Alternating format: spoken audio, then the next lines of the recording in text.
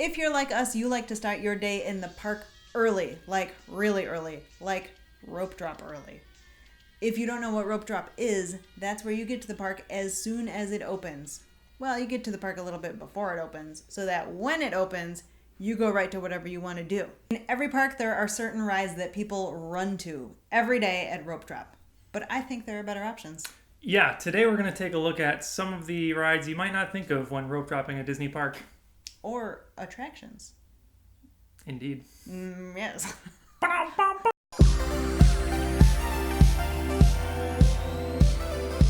So the goal of this video is going to be to try and dodge some of the crowds in the morning and just try and forge your own path and ride some things without any wait or any people at all around.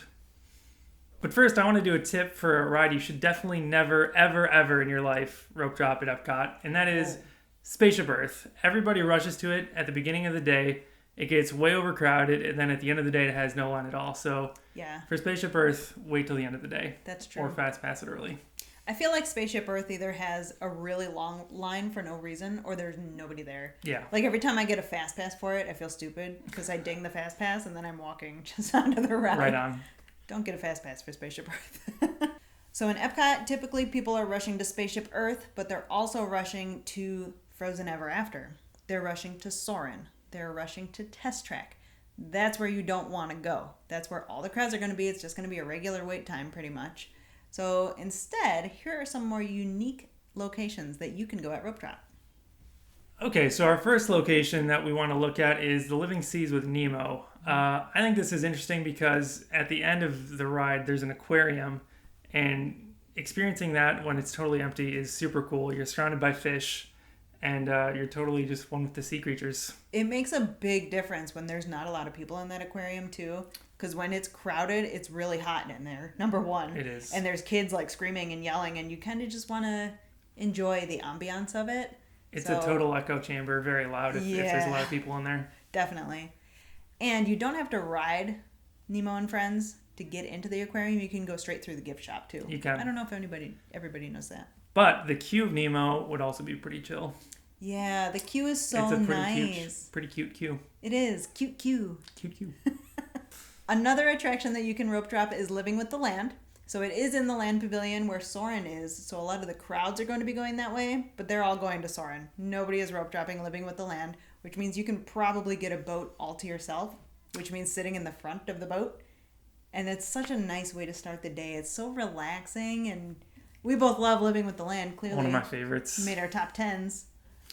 I actually have heard a rumor that sometimes the cast members get on the boat and do a spiel if you go early in the morning. What? So I can't confirm it for sure, but that's what I heard. I want to do that. So could be cool. Ooh. All right, so our last suggestion for you today is the World Showcase. World Showcase technically doesn't open until 11, except for the bakery in France. Patisserie. Oh, Patisserie? Leal? I don't know. Well, are those the same thing? Either way, it's not open until, well, it is open at 9, but the rest of World Showcase is closed until 11. So you can get some really good pictures in World Showcase with nobody around and just explore all the countries. Yeah, and I think it's especially important during the festivals too, because Epcot World Showcase gets mobbed during the festivals, and it's really hard to appreciate everything around you, especially if you don't go that often and this is like your only trip. I would take a nice walk around World Showcase.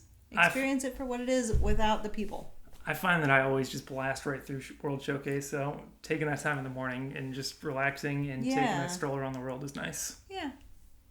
Those are some of our suggestions for what you should do at your rope drop at Epcot. Let us know in the comments what you like to rope drop and what you like to experience at Epcot when there's nobody around. The Seas, World Showcase. What else did we say? Club Cool. Living with the... Ooh. Not included, but Club Cool also good. Ooh. Is Club Cool open at 9 a.m.? I don't know. I don't know either. Thanks for watching, guys. Subscribe below. We'll see you real soon. See you real soon.